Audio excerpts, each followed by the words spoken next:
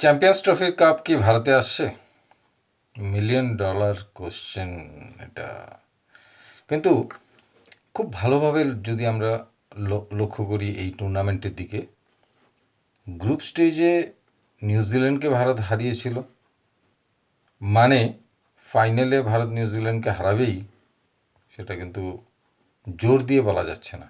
ভারত জেতার মতো অবস্থায় রয়েছে, ভারত চ্যাম্পিয়ন হওয়ার মতো অবস্থায় রয়েছে, সব দিক থেকেই ভারত এগিয়ে। কিন্তু তারপরেও ম্যাচটা 50-50, এটা মানতেই হবে। কারণ ফাইনাল ম্যাচ ফাইনালই হয়, সেটা গ্রুপ স্টেজের ম্যাচের সঙ্গে কিন্তু মিলবে না। কারণ গ্রুপ স্টেজে দুটো দলই, নিউজিল্যান্ড এবং ভারত, দুটো দলই কোয়ালিফাই করে গিয়েছিল সেমিফাইনালে। ফলে ওই ম্যাচটার গুরুত্ব কিন্তু ততটা ছিল না যেটা এই ফাইনাল ম্যাচে হতে চলেছে।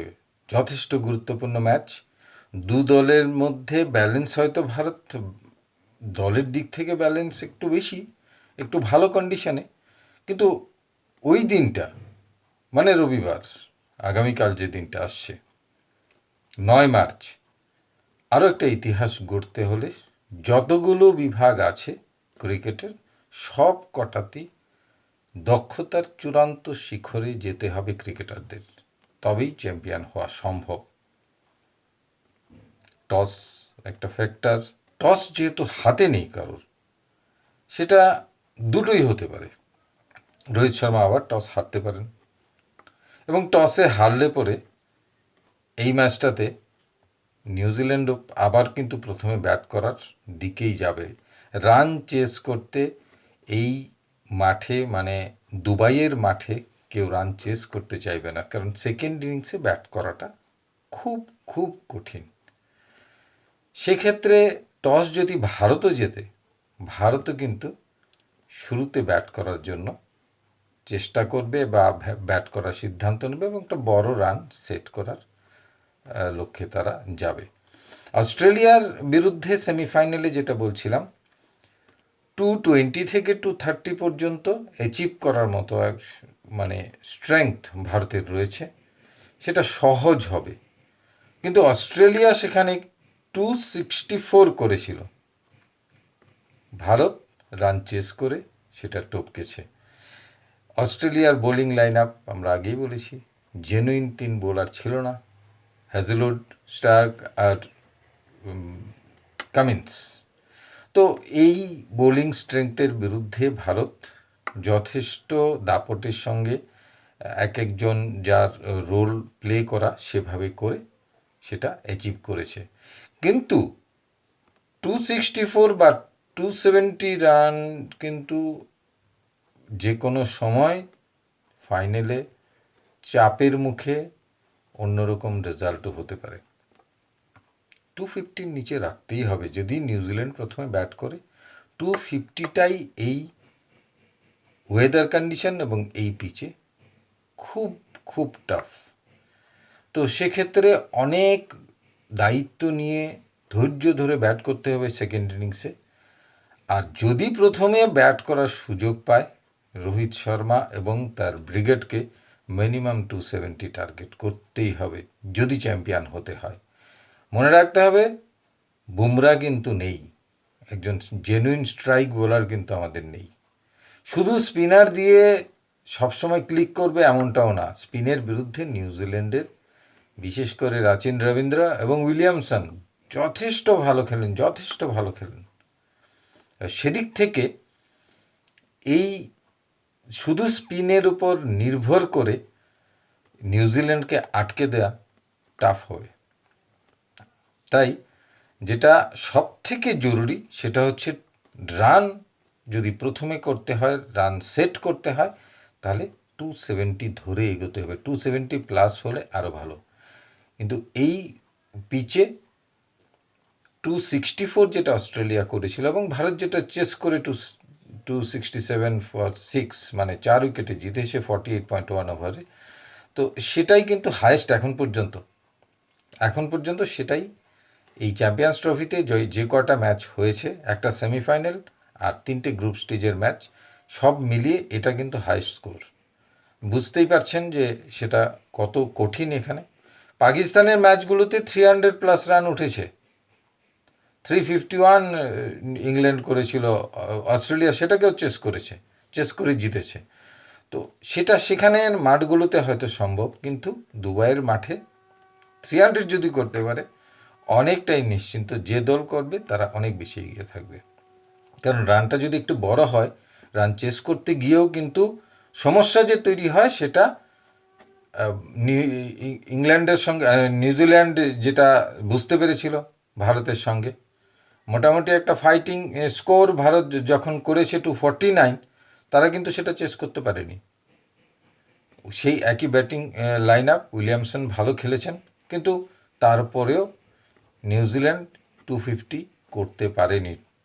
তো সেক্ষেত্রে এই পিচটাতে রান করার ক্ষেত্রে সেকেন্ড ইনিংসে যথেষ্ট টাফ। ইন্ডিয়া করে দিয়েছে, ইন্ডিয়ার ব্যাটিং স্ট্রেংথ অনেক বেশি সলিড, অনেক গভীরতা রয়েছে, অনেক নিচ পর্যন্ত রয়েছে, সেই জন্য সেটা সম্ভব। বোলিং বিভাগে সেরকমভাবে কিন্তু হচ্ছে না এখনও, মানে কোনো দলই এখানে সেরকম প্রভাব বিস্তার করতে পারছে না। তো উইকেট যদি দিয়ে আসে, তার মধ্যে যদি উইকেট দিয়ে আসে, সেটা আরও বেশি সমস্যা তৈরি হতে পারে। দেখুন, এই ফাইনাল ম্যাচটা, চ্যাম্পিয়ন্স ট্রফির এই ফাইনাল ম্যাচটা অতীতের যে হিসেব টিসেব এর সঙ্গে মিলবে না। দু দেশের মধ্যে হেড টু হেড, এগুলো তো গুগল সার্চ করলে বা আপনারা বিভিন্ন ওয়েবসাইটে গেলেই পেয়ে যাবেন। সেটা কোনো বড় বিষয় না। 119টা ম্যাচ খেলেছে, তার মধ্যে ইন্ডিয়া 61 জিতেছে, ওরা 50 জিতেছে, নিউজিল্যান্ড 50, আমরা 61। 119টা ম্যাচের মধ্যে বাকিগুলি নো রেজাল্ট, টাই, এগুলো হয়েছে। এইসব পরিসংখ্যান কিন্তু এখানে খাটবে না, এখানে মিলবে না। একটা নতুন ম্যাচ, একটা ফাইনাল ম্যাচ, একটা টুর্নামেন্টের, আইসিসি টুর্নামেন্টের একটা বড় ম্যাচ, সেটা নতুনভাবে শুরু হবে, নতুনভাবেই শেষ হবে, নতুন রেকর্ড দিয়ে সেটা শেষ হবে। 2000-এ কেনিয়াতে টুর্নামেন্ট হয়েছিল, সেখানে নিউজিল্যান্ডের কাছে ভারত ফাইনালে হেরেছিল। এবারেও কি সেটা হবে? এগুলো একদম অবান্তর বিষয়। আমার কাছে মনে হয় এগুলো, এই স্ট্যাটিস্টিক্সের কোনো মূল্য নেই দুবাইয়ের এই ফাইনাল ম্যাচে। এটা নতুন ম্যাচ, একেবারে নতুন কন্ডিশন, নতুন দল। সেখানে স্টিফেন ফ্লেমিং আর তার দল ছিল, সৌরভ গাঙ্গুলি সেঞ্চুরি করেছিলেন সেখানে, সচিন তেন্ডুলকর 69 করেছিলেন। সেই ম্যাচের সঙ্গে মিলিয়ে এখন যদি আমরা বলি যে সেটা করেছে, আবারও কি হারবে, আবারও কি এই রকম হবে, না ভারত এর বদলা নেবে, এগুলোর কোনো মানে নেই, আমার কাছে এর কোনো গুরুত্ব নেই। এই ম্যাচটা নতুনভাবে শুরু হবে। এই ম্যাচে ভারত যেভাবে ধারাবাহিকভাবে সবগুলো ম্যাচ জিতেছে, ফাইনাল ম্যাচটাও সেটা জিততে হবে। ঘরের মাঠে যখন টুর্নামেন্ট হয়েছিল 50 ওভার্স আইসিসির যে ওয়ার্ল্ড কাপ, সেখানে ভারত সবগুলো ম্যাচ জিতেছে, সেমিফাইনালে জিতেছে, ফাইনালে গিয়ে কিন্তু অস্ট্রেলিয়ার কাছে হেরেছে। সেটা নতুন ম্যাচ, নতুনভাবে শুরু। অস্ট্রেলিয়াকে গ্রুপে হারিয়েছে, যখন সিঙ্গেল লিগে খেলা হয়েছে, অস্ট্রেলিয়ার সঙ্গে দেখা হয়েছে, অস্ট্রেলিয়াকে হারিয়েছে, কিন্তু সেই অস্ট্রেলিয়ার কাছেই কিন্তু ইন্ডিয়া হেরেছে ঘরের মাঠে আহমেদাবাদে ফাইনাল ম্যাচটা। তো সেই পুরনো বিষয় নিয়ে নাড়াচাড়া করে দেখলে কিন্তু হবে না। নতুন দল, ভারতীয় দল, মানে নতুন দল বলতে যে দল আগে খেলেছে, যে রেকর্ড আগে হয়ে গেছে, এর সঙ্গে বর্তমান দলের কোনো সম্পর্ক নেই। এটা অনেক বেশি মানে অন্য ধারার দল। রোহিত শর্মা এই ম্যাচে যদি ক্লিক করে, রোহিত শর্মা যদি এই ম্যাচে তার যে স্টার্ট বা তার যে অ্যাটিটিউড সেটা দেখিয়ে যদি শুরুতে ব্যাট করা বা পরে রান চেস করার ক্ষেত্রে যদি দায়িত্ব নিয়ে একবার ব্যাট চালিয়ে দিতে পারে, তাহলে যে কোনো টোটাল ইন্ডিয়া টপকে যেতে পারে। সেই ক্ষমতা কিন্তু রয়েছে বিরাট কোহলি, এইসব মানে লিজেন্ডারি ব্যাটসম্যানদের কাছে যে কোনো ম্যাচ তারা ঘুরিয়ে দিতে পারে। তো সেদিক থেকে অনেক বেশি সলিড দল। বিরাট কোহলি নিউজিল্যান্ডের বিরুদ্ধে আগে যে গ্রুপ স্টেজে ম্যাচটা, একটা অসাধারণ ক্যাচে ফিরে গেছেন, একটা অসাধারণ ক্যাচ সেটা। তো কিছু করার থাকে না এই ধরনের ম্যাচে, যদি এই ক্যাচগুলো তালুবন্দী হয়ে যায়, কিছু করার থাকে না। তো নতুনভাবে শুরু হবে, খুব সতর্কভাবে খেলতে হবে, এবং এরার যত কম হবে, ভুল যত কম হবে, যে দল ভুল যত কম করবে, ফিল্ডিং যত ভালো করবে, এটা কিন্তু একটা বিশাল প্লাস পয়েন্ট থাকবে। এগুলোর বিচার করেই এই ফাইনাল ম্যাচ হয়। 50-50, আমি এখনও বলছি ভারতকে খুব একটা এগিয়ে রাখা কিন্তু যাবে না এই ম্যাচে। যদি না নিউজিল্যান্ড মানসিকভাবে কলাপস করে, তাদের সেই প্রেশার তারা এখন নিতে পারবে কি না, কারণ তাদের বোলিং স্ট্রেংথ কিন্তু মানে ততটা, আমি বলবো যে একদম আগে নিউজিল্যান্ডের যে বোলিং স্ট্রেংথ ছিল সেই বোলিং স্ট্রেংথ কিন্তু এখন আর সেরকমভাবে নেই। তারা তারা এক সময় তাদের যে বোলাররা ম্যাচ উইন করাতো, সে ধরনের ম্যাচ উইনার কম, নেই একদম বলবো না, কিন্তু অনেক কম। তাদের ক্যাপ্টেন রয়েছেন সাতনার, ও ভালো মানে ওর বোলিং যথেষ্ট ভালো, কিন্তু বাকি বোলারদের ক্ষেত্রে একটু মানে ভারতীয় ব্যাটসম্যানদের একটু অ্যাডভান্টেজ কিন্তু থাকবে। সেটা হেনরি হোক বা জেমিসনই হোক বা ধরুন ব্রেসওয়েল, এরা তো এদের বিরুদ্ধে রবীন্দ্র বল করবে, রবীন্দ্র বল করবে, কারণ স্পিনিং ট্র্যাক সেখানে তাকেও ব্যবহার করানো হবে, বা ফিলিপস, অপশন অনেকগুলো আছে। তাদের 7জন বোলার রয়েছে মানে এই বেস্ট ইলেভেনে, অপশনাল বলারও রয়েছে, কিন্তু এর মানে এই না যে তারা খুব বেশি কোয়ালিটি বোলার, অ্যাভারেজ বলার বেশি, হ্যাঁ অ্যাভারেজ বলার সেখানে অনেক বেশি। তো সেই বিষয়গুলো ভারতকে ক্যাপিটাল করতে হবে, সেটা আগেই ব্যাট করুক বা পরেই ব্যাট করুক, কোনো মানে আগে থেকে কোনো ডিসিশনের প্রশ্নই নেই, যা হবে যেটা সামনে আসবে সেটাকে ফেস করতে হবে। হার্দিক পান্ডিয়াকে আরও বেশি দায়িত্ব নিতে হবে। অক্ষর প্যাটেল, রাহুল খুব ভালো খেলছেন এই টুর্নামেন্টে। তাদের জন্য যে দুটো জায়গা দেওয়া হয়েছে ভারতের টিম ম্যানেজমেন্ট তৈরি করে যেটা দিয়েছেন, এবং তারা কিন্তু সেই জায়গাতে 100% সাকসেস এখন পর্যন্ত। তো সেক্ষেত্রে ব্যাটিং লাইন আপে হার্দিক পান্ডিয়া পর্যন্ত যদি ব্যাট যায়, তাকে আরও একটু রেসপন্সিবল হয়ে খেলতে হবে। সেদিনের ম্যাচটা অস্ট্রেলিয়ার বিরুদ্ধে যে ম্যাচটা ছিল, সেখানে ডট বলের পর তিনি ম্যাচটা বার করেছেন বা তিনি দুটো ওভার বাউন্ডারি মেরেছেন, সবই ঠিক আছে, কিন্তু তারপরেও হার্দিক পান্ডিয়া যতটা সলিড থাকার কথা সেটা কিন্তু দেখা যাচ্ছে না। বোলিংয়েও আরও বেশি দায়িত্ব নিতে হবে। বোলিং ডিপার্টমেন্টে ভারতের যা আছে, মনে হয় না কোনো একটা চেঞ্জেস হবে। যদি হয় কোনো কারণে, বারবার বলছি যদি হয়, একটাই অপশান আছে, একজন স্পিনার কমিয়ে হর্ষিত রানাকে খেলানো। সেটা হবে কি না এটা টিম ম্যানেজমেন্ট বা কন্ডিশন বা অপোনেন্টের স্ট্রেংথ দেখে হয়তো গৌতম গম্ভীর এবং তার যে থিঙ্ক ট্যাঙ্ক রয়েছে ভারতীয় দলে তারা ঠিক করবেন। যদি হয় একটাই অপশান, একটা স্পিনার কমিয়ে হর্ষিত রানাকে খেলানো। যেহেতু পান্ডিয়ার bowling up to the mark হচ্ছে না, সেই জায়গাতে রানাকে দিয়ে হয়তো সেখানে করানো হতেও পারে।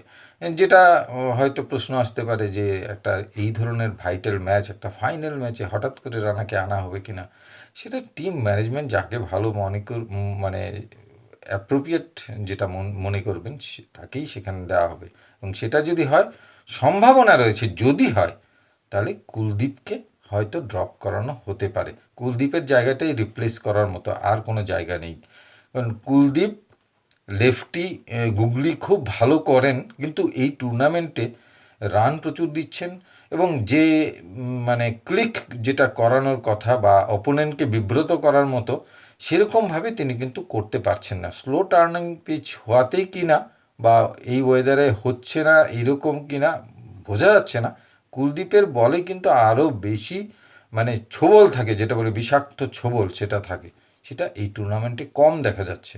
তো যদি কোনো চেঞ্জেস হয় এই একটাই থাকবে, আর নাহলে টিম যেটা উইনিং টিম ছিল সেটাকেই রাখা হবে। আলটিমেট রেজাল্ট হচ্ছে ভারত কাপ পাবে কিনা, এবং এই কাপ দখলের জন্য সব ধরনের আয়োজন শেষ। এখন মেন্টালি প্রত্যেকটা ক্রিকেটারই একদম ভালো জায়গায় যদি থাকেন ম্যাচের শুরুতে, এবং সেই জায়গাতে যদি সেই একই ধারায় ভারত খেলতে পারে, শ্রেয়াস আয়ারের কথা বা আলাদা করে শুভমন গিলের কথা বা বিরাট কোহলির কথা, ওদের কথা আলাদা করে বলার কোনো আর প্রয়োজনই নেই। প্রত্যেকে কোয়ালিটি প্লেয়ার, প্রত্যেকেই তাদের রোল কী সেটা জানেন। টিমের পরিস্থিতির উপর, দলের পরিস্থিতি, স্কোরবোর্ড দেখে ওনারা সঙ্গে সঙ্গে অ্যাডপ্ট করে নিজের খেলা খেলে নেন। তো বলার আর কোনো অপেক্ষা রাখে না। মোহাম্মদ শামি যদি তার রিভার্স সুইং কাট এই ম্যাচে দেখাতে পারেন, কোনোভাবেই যদি শুরুর দিকে বিশেষ করে রবীন্দ্র এবং উইলিয়ামসন এই দুটো উইকেট ভাইটাল। এই দুটো যদি শুরুতে ভারত পেয়ে যায়, ম্যাচটা কিন্তু তখনই গ্রিপে চলে আসবে। বাকিটা আমরা অপেক্ষা করব আর কয়েক ঘন্টা। আরও একটা ট্রফি, আইসিসি ট্রফি রোহিত শর্মার হাতে ওঠে কিনা, এবং যেটা নিয়ে সবথেকে জল্পনা যে এই টুর্নামেন্টে ভারতের হাতে কাপ ওঠার পর রোহিত শর্মা বা বিরাট কোহলির কোনো বিগ অ্যানাউন্সমেন্ট আসে কিনা, সব জানার জন্য আমাদের অপেক্ষা করতে হবে আর কিছুক্ষণ। চলুন অপেক্ষা করি। কিছুটা বিশ্লেষণ আমার মতো করে আমি করলাম। ভুলভ্রান্তি তো থাকতেই পারে বা হয়তো নাও মিলতে পারে, মিলবে সেরকম বলছি না, কিন্তু বর্তমান পরিস্থিতিতে টিমের যা অবস্থা বা যে এই টুর্নামেন্টে যেভাবে এগিয়েছে তার উপর বিচার করেই সেই ভাবনাগুলো সামনে দেখা যাক। বাকিটা আপনারাও বলবেন, আপনারা কমেন্টস করুন ভারত এই টুর্নামেন্টে কতটা এগিয়ে বা নিউজিল্যান্ডের সম্ভাবনা কতটুকু, আপনারাও কমেন্টস করুন। আমরা দেখব যে ম্যাচের পর সেটা কতটা মেলে। এটুকুই অপেক্ষার আর কয়েক ঘন্টা। নমস্কার।